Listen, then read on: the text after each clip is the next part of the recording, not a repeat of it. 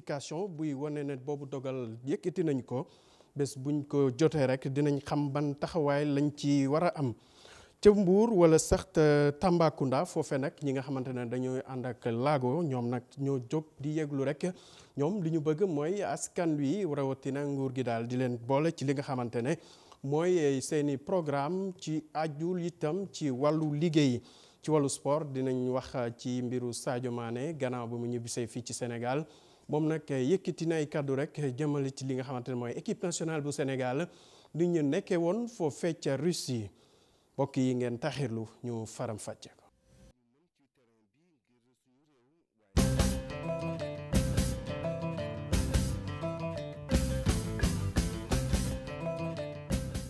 mbokk yi asalaamaaleykum ñu door rek ak xibaar bu tiis bi am fële ca Rufisque Nimzatt foofe nag nit moo rey rakkam loole nag xew jural askan wa njaxare bu rëy kooke nag moom ni ngeen ko gisee si boobu la image muy ñaar ñu nga xamante ne rek dañ doon liggéey ci ay camion ba tax na nag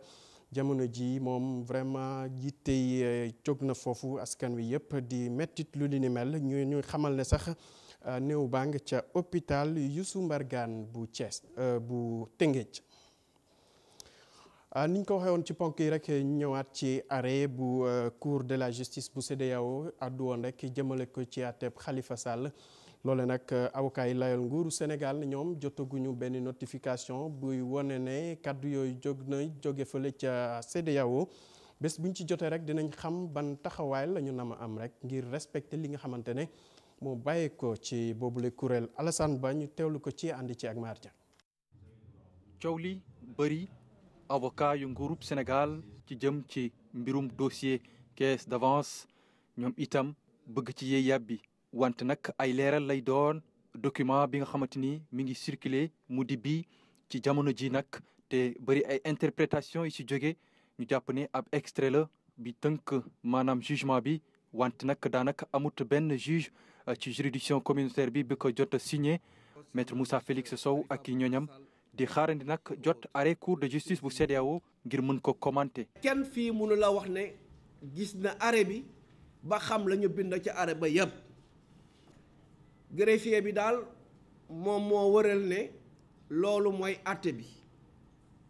waaye ñun ci ñu suñu wàllu bopp la ca gën a am solo te ñoom ñu bëggoon ko te ñoom ñu wër di wax ne loolu maanaam état du Sénégal daf leen ko war a jox maanaam dañu bëgg ci loolu ñu àtte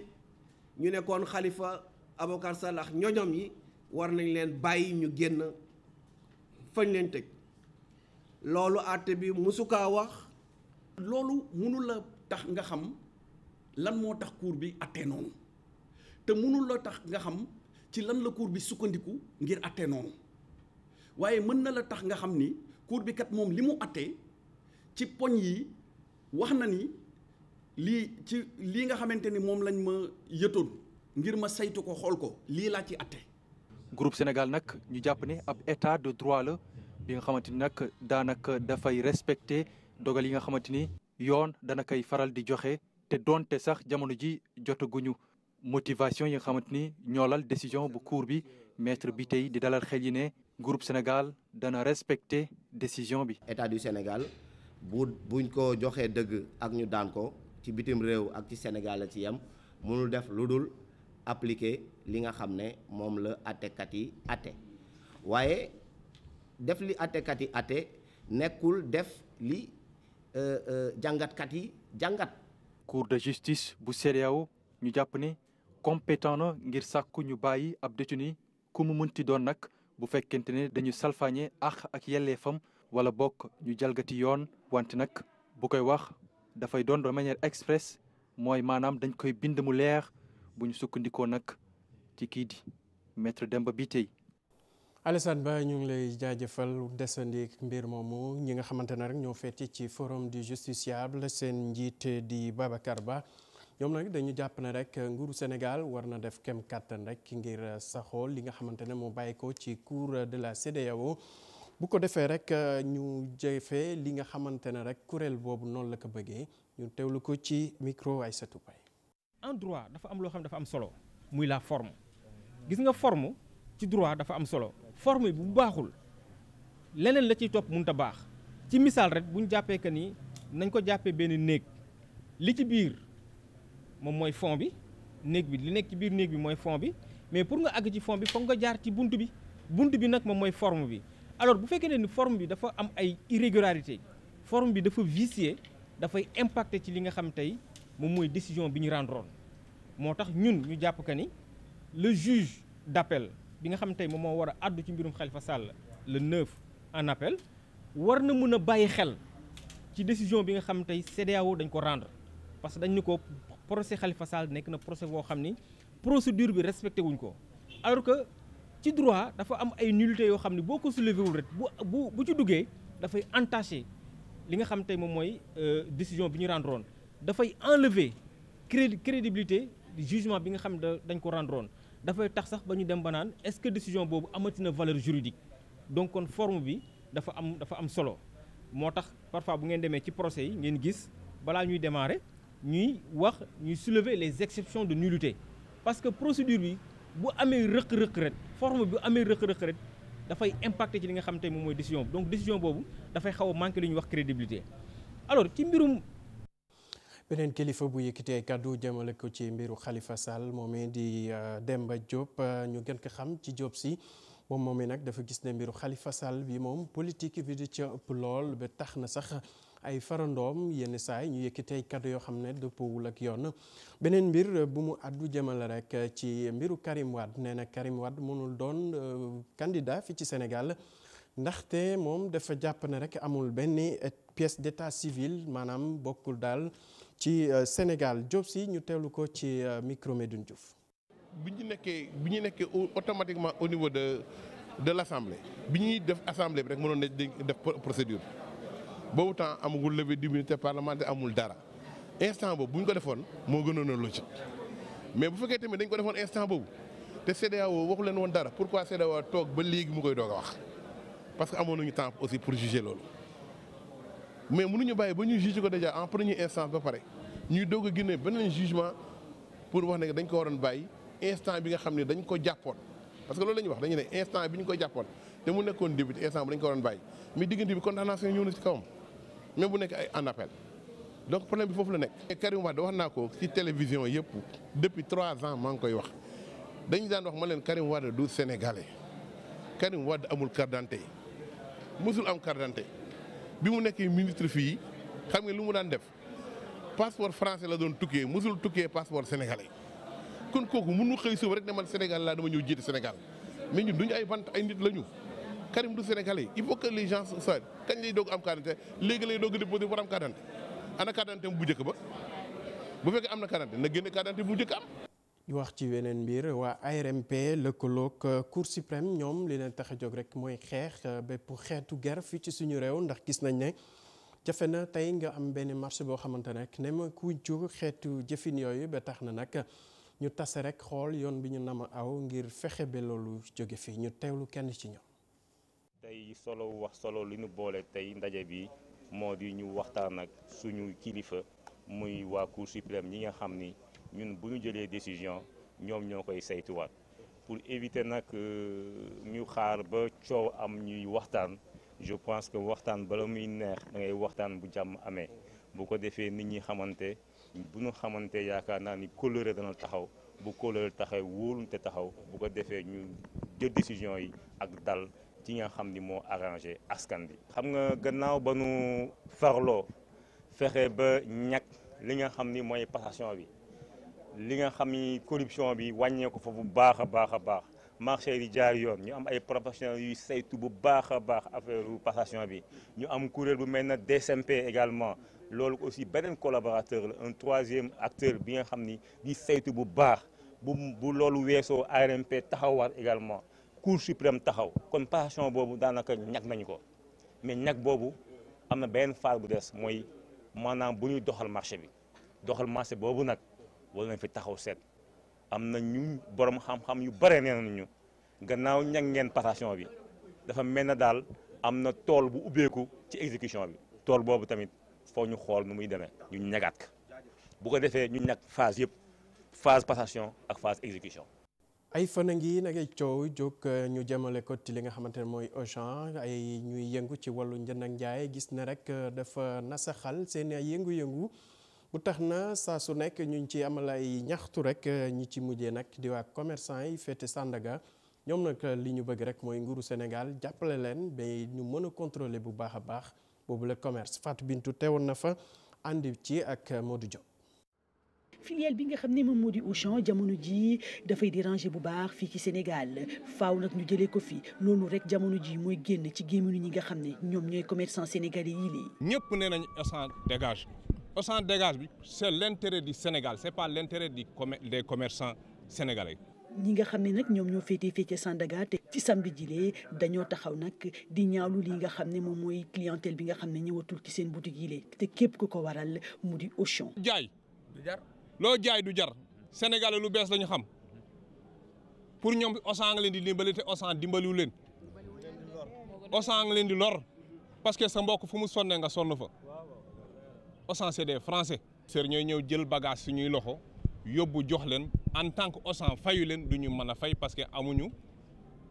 trésorerie boobu. li waral li nga xam ne moom moo di seen seeraayu njaay ba tax ni sénégalais yëpp daw dem ci Auchan ñoom commerçant sénégalais yi dañu jàpp ni lu ji njaak douane sénégalaise da. ku ñu exonéré ci wàll yëpp ak ku ñu exonéré wul ci wàll yëpp mënuñoo bokk njëg ñun ay responsable lañu dañoo yor ay magasins yi ñuy fay. dañoo yor ay TVA yi ñuy fay am ay patente yi ñuy fay droit de douane dañ koy fay normal te Auchan luñ ko defal nañ ñu ko defal bu ñu ko defalee ñu defal réew mi lu gën lool ñun kenn gënuñoo bëgg Sénégal. lu mu mën lu ne Sénégal am na téeméeri nit ñu ko mën ci nañ ñu may opportunité bu ñu may Auchan ñu may ñu ko bu ñu ko may ñu xam ne ndax ay liggéeykat la. comme nañ koy faral di waxee bu fekkee ne ñenn ñi ñi ngay métti lu benn miir ñenn ñi di ci faral di bànneexu la ca mën a am ba am daal moom moo di présence Auchan fii ci Sénégal jamono ji indi na coow lu dul jeex. Fatou Bintou Konté ca Tambacounda moom lu toll ci juróom fukki kilo ci ay médicaments yu baaxul lañ teg loxo fukki nit ak juróom tamit yóbbu nañ leen ci police tëj leen. di ko waral rek dañuy gis ne ñooy yëngu ci njaayu médicament yoo xamante ne rek baaxul ba tax na gouverneur bi féete foofu Tambacounda laaj askan wi rek ñu ubbi ab enquête ci loolu fexe tamit ba bépp xeetu médicament bu nekk ci marché bi ñu mën ko jël ñu teewlu ci boobu la mbir Yaya Tamba mooy commissaire bu Tambacounda commissaire de police bu Tambacounda. affaire opération nationale la. mais à l'échelon régional gouverneur moo ko coordonné moom moo réunir sur lu ñuy wax ensemble des forces de défense et de sécurité yokk ci service du commerce yokk ci région médicale yokk ci pharmacie régionale d'approvisionnement bon ñooñu ñëpp ñoo formé équipe dugg ci dëkk bi ak fépp foo xam ne yaakaar nañu ne nit yaa ngi fay rassemblé wu nga xam ne mën nañ fa jaayi garab yi ñu dem foofu jàpp bu ñu demee nag jàpp nañu ay nit yu bare. opération bi toute la journée la mais li ñu jàpp mët na fukki nit ak juróom yoo xam ne dañ leen fekk ñuy jaay garab yi saisir garab yooyu garab yi nag bu ñu ko peesee ëpp na fukki tonnes ëpp na 50 kilos ëpp na 50 kilos te garab yi lu bare moo ci ne da nga ciy fekk ay lu tubaab bi di wax analgésique yi tubaab bi di wax tamit antalgique ay antibiotique façon garab daal boo xalaat mu ngi ci ay pommade lañu ak ay comprimé ay lu ne daal léegi nag daf ci am yoo xam ne moo gën a attirer suñu attention maanaam dañu ne jigéen ñi suñ koy diw seen gannaaw day tax mu gën a rafet yooyu nag moo xamuñu waaw ban genre lan la quoi yooyu yëpp a ngi fi ñun daal comme ni ñu ko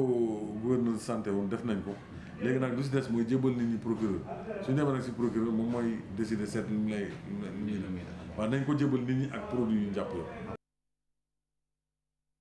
ju dal si fii ci Ndakaaru dem ba Kër Massar yegg tamit ca kër dëkk bu ñuy xalaaji paate dëkk boobu nag dëkku cosaan la ndax ñu ngi ñuy xamal ne ñu ngi ko sos atu 1948 ak léegi wante terewul askan waaye dund jafe-jafe ba léegi ndax amuñu bépp infrastructure mu sonal leen rawatina courant ak fu ñu fajoo bu ñu feebaree ba tax na askan wi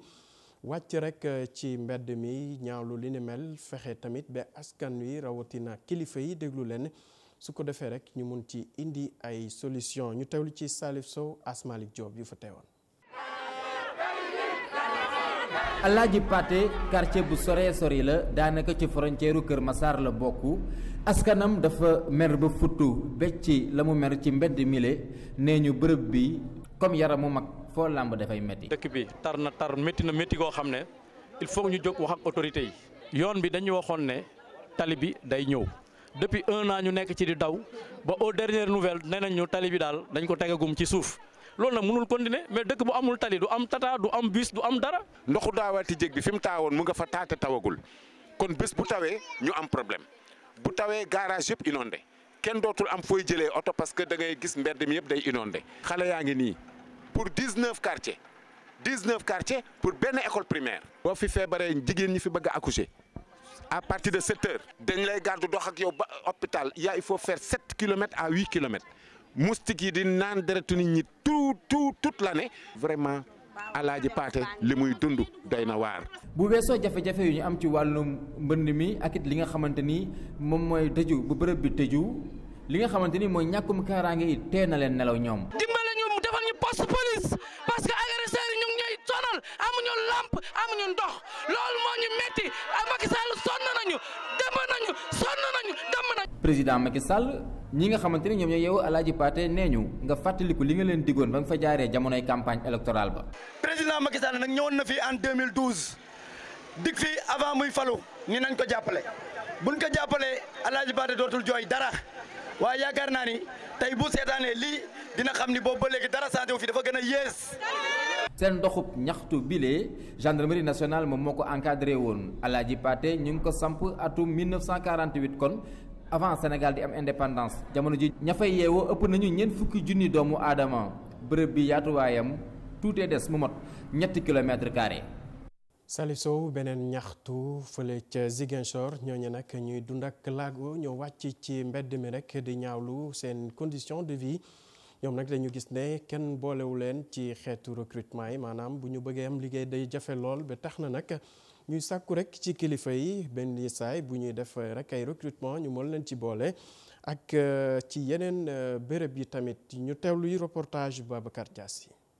doomu aadama yuy dund ak ay handicap te jóge ci diiwaan Ziguinchor wërngal këpp doxum ñaxtu diggante place de Gao ak préfecture bi ñu yeggee préfecture ci ñu jox seen mémorandum kii fa toggal nguur gi. dénoncer loo xam ne tey loo xam ne lu anormal donc dénoncer loo am injustice boo xam ne tey. fii ñun ñoo xam ne ñu ngi dund ak laago ñu ngi koy am fii si région de Ziguinchor parce que tey du ñu wax dañuy égaliser ñëpp ñoo xam ne tey couche vulnérable alors que ñun personnes handicapées yi vraiment gisuñu dara gisuñu suñu wàll. doxkat yi ñaan it li ni mel. léegi soo demee si wàllum bourse de sécurité familiale tey handicapé yu bëri ñu ngi fii si région de Ziguinchor ñu bëri si ñoom am nañu carte d'égalité de chance boo léegi amuñu li ñuy wax bourse de sécurité familiale tey Macky Sall bu mu nekkoon di joxe première bourse carte d'égalité de chance mu ne ñëpp képp handicapé koo xam ne am na carte d'égalité de chance obligatoirement dina am bourse de sécurité familiale fii nekkul effectif si région de Ziguinchor soo demee si wàllum wér-gu-yaram xam ngeen handicapés yi donc la majeure partie des handicapés amuñu liggéey sont ici souvent des familles pauvres su lu dem si faju donc métti na lool ñu ngi wax couverture maladie universelle handicapés ñu bëre am nañu ay carnet mais boo léegi pour seen faju ay problème dañuy dem si hôpital yi ñu rejeté leen dem ñi ne demal nii finalement handicapé bi day découragé. nee nañu it dañu leen bedd ci CRD bu gouverneur jiite waaye it CDD yu préfet yi jiite. dëgg la si CRD yi wax naa ko léegi ni def na ñaari at dañuy gis benn convocation donc mel ni ñun bokkuñu si kii wala mel ni ñun du ñuy participer si développement suñu réew mi donc tey moo tax lii il faut que ñuy ñaaw ko parce que tey mënuñu concevoir mu am ay programme ay projets ñuy intervenir si Ziguinchor mu ñuy am ay programme ñuy dérouler ay CRD ay CDD ay CLD du ñuy impliquer personnes handicapées yi. suñu sukkandiku ci seen kaddu lu mat juróom fukki junni doomu aadama ñooy dund ak ay xeetu handicap te diiwaan bu Ziguinchor. Boubacar Diassi dañuy desandi way laago yooyu dem ba fële ca Mbour foofee tamit ñuy liggéey ak ñoom rawatina waa centre de formation professionnelle ñoom nag dañu bëgg tamit ci ñu taxawu ñuy dund ak laago bu ko defee rek quota bi nga xamante ne mooy 15% bi leen nguuru Sénégal jagleel ci recrutement fonction publique ñu mën ko respecter ñu teewlu Abdourahmane Diallo ak Mamadou Gueye reportage. ay machine ñawukaay ay matériel yi nga xam ni defarukaayu dàll la ñu fekk ko ci ay salle ñii nga xam ni dañu am laago toog di ci liggéey ñu ngi ci centre de formation professionnelle ñi amee laago ci Mbour. ñun aussi suñu xeex mooy fexe ba kenn duñu beddi kon moo tax ñun lépp lu ñuy def dañ koy def rek ci cadre inclusion bi mooy fexe ba même suñu atelier yi soo ci duggee da nga ciy fekk ko handicapé fekk ci kutu koo xam ne nii du handicapé parce que loolu mooy permettre dañu bañ ko ñu beddi kon waruñu beddi. ak seeni liggéey yu metti yooyu noonu yépp ñi amee laago jafe-jafe yu tar nag la ñuy am ngir jaay li nga xam ni moom la ñuy jot a defar te tamit am nañu yeneeni jafe-jafe yu ci yokku. suñu produit yi nga xam ne moom lañ fi def pour ñu écouler ko problème la ak aussi jafe-jafe yi mooy di ne parce que centre ab xale la bu juddoo dañ ko war a entretenir dañu war a am dañu am charge yu bari yoo xam ne dañ ko war a dañ ay wareef la yoo xam ne dafa tegu ci ñun. parce qu'il faudrait ñu fay suñu ndox fay suñu courant fay suñu téléphone ak aussi fexe ba service bi di dox. ñii nga xam ne nag dañu am laago néew nañu lool ci fonction publique bi donte sax am na ab quota bi nga xam ni moom lañ leen fixé loon te tamit bërëbu liggéeyukaay yu bari duñu bàyyi xel ñi amee laago. loi d'orientation bi nga xamee ni moom lañ signé woon depuis 2010 te application yi ba nga ni moo am lu bari loo des loo xam ne des na. dafa prévoir woon ni ne léegi kat bu ñuy def recrutement au niveau de la fonction publique dañ fexe ba 15% yi attribué ko personnes handicapées yi waaye jusqu'à présent jusqu'au moment où je vous parle par exemple même su fekkee ne recrutement am na ci au niveau des personnes handicapées est-ce que yegg na sax 2% yoo xam ne nii jël nañ leen. xëy na su ñu demee ci am na service yoo xam ne soo ci demee tey boo fa nekkee handicapé pour nga yegg rek service public waaye accessibilité ba rek problème la. rawatina nag su fekkoon ne da nga fay liggéey. ñoom ñi nga xam ne nag dañu amee laago di am yaakaar rekk ni nguur gi dina taxawu lépp li nga xam ne dafa jëm ci seeni àq ak seeni yelleef ñu mun koo matal rawatina ci lu jëm ci wàllum xëy mi. Abdourahmane Diallo dañuy dem ba fële ca Sédhiou foofe nag kilifa diine yi ak imaam yi ñoo jóg sol seen dàll ñoom nag nee nañ li ñu bëgg mu dakk mooy jafe-jafe yi ñu nemeeku diggante sàmm yi ak ñi nga xamante ne ñooy baykat yi ndax at bu nekk. dinañ jëm rek ci jafe-jafe yi dox seen diggante ba tax na rek ñu sumb ay waxtaan li ñu bëgg rek mooy loolu la dàkk ku ne xam place bi nga xamante ne rek fa nga féete ñu teewlu Bakary Konté andi ci ak Xali Jaame. at bu nekk fii ci diwaanu Sédhiou ci nawet bi day bëri xuloo ak ngaayo diggante béykat yi ak sàmmkat yi loolu nag lu ko waral ay nag yoo xamante ne ñooy dugg ci tool yi daal di lekk lépp loo xamante ne béykat yi moom lañ daal di béy. éleveurs yi ak ñi béykat yi. sunu dëkk dafa complètement appauvri ndax lan éleveurs yi ku ko waxul da ngay wax lu dul dégg te yàlla dafa bëgg a dégg éleveurs yi dañuy bàyyi seen cheptel di dem ci tool nit ñi dégg ngeen yéen ñëpp jigéen yi lu ñuy wax fii xam nga loolu metti na wante ni mu méttee il faut ñu toog waxtaan pour ñu mën a am consensus boo xam ne mën nañu déggu. pour éviter situation boobule loolu moo waral association chefs religieux ak imam nekk fii ci diwaanu Pakao daal di woote pour daal di trouver benn solution. balaa ñu kii nu mu tuddati ñu séparer 2 personnes ñoo xam ne ñu ngi xeex bëgg nañu séparer 2 personnes ñoo xam ne ñoo ngi caw looloo tax ñu def lii pour ñu mën a comment dirais-je.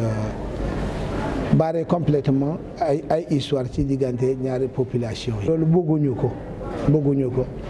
ku nekk éleveur sénégalais nga ku nekk agriculteur sénégalais nga te mbokk ngeen am na ñoo xam ne amuñu troupeau wante ñooñ ñooy dalal borom troupeau yi. association éleveurs yi di ñaawlu daay yoo xamante ne ñooy am picc diwaanu Sédhiou wante tam ndox boo xamante ne moo daal di manqué. il faut que ñu war a am fu ñu naanee bu fekkee jur gi. bu amul fu mu wóotee amul fu mu naanee coow bi day bëri rek du jeex il faut que jur gi mu am fu ñu koy wóotee mu am fu ñu koy nandalee fi nga xam ne mën nañ fa def forage def fa forage fi nga xam ne forage mënu fa nekk defal leen teen nawet mën nañ ko sàmm mais noor bu fekkee lakk nañ àll bi kenn mënul sàmm ñaxamul. ñu présider rencontre bi gouverneur bi Sédhiou Habib Léon Ndiaye daal di joxe ay recommandations pour daal di éviter xuloo ak ngaayoo diggante béykat yi ak sàmmkat yi. ñu wax ci ñàkkum deret bi ñu nemeeku rek ci yenn banque de sang yu bëri fii ci réew mi fële ca Saint-Louis nag commission bi nga xamante ne rek moo féete wàllu santé moo fa doxantu woon ngir waxtaan ak askan wi su ko defee rek kenn ku ci nekk nga xam ne loolu lu am solo la bu ko defee tamit ñu mën a dem ci béréb yi maye seen deret ndax loolee mën na sauver ay vie yu bëri. Aminata Gueye moo jiite commission santé ci assemblée nationale ñu teewlu ko ci micro Ousseynou Diop. mbégte lay doon si ñun mais mbégte lay doon di wuy nekk si suñu côté population bi nga xamante ni ñoom ñoo ñu fal jeunesse bi nag li ñuy organiser initiative bu noble la lu ñuy rafetlu la parce que li ñuy wax mooy don de sang mooy joxe si sa deret lu am solo la parce que deret dafay tax ba ay nit dund ci day tax ba ñi nga xamante ni nii dañ koo soxla loolu mën a dund bu ñu leen mayee deret ñu mën a tax dund loolu nag dafa méngoog li nga xam ne président de la république Macky Sall moom la woote parce que bu ñu xoolee depuis fan yi yëpp ay weer a ngi nii ñuy lancé di woote di wax pour nit ñi maye deret pour sauver des vies kooku nag Sénégal gi yëpp la soxal kon jeunes yi initiative bii ñu def nii dañ leen ci féliciter di leen remercier parce que initiative mënta gën a mag lii dañ ko war di continuer la sensibilisation di wax ak nit yi pour que nit ñi muy jigéen muy góor muy ndaw ñun ñi ñëpp comme ndaw yi tey ni ñu ko defee jigéen ñi defee ko noonu pour mën a sauver des vies mbégte lay doon si ñun mais mbégte lay ci wàllu tàggat yaram ak Sadio Mané gannaaw ba mu jógee Russie nag jamono ji mu ngi fële ca Bambali ca Sédhiou dëkkam di fa dallu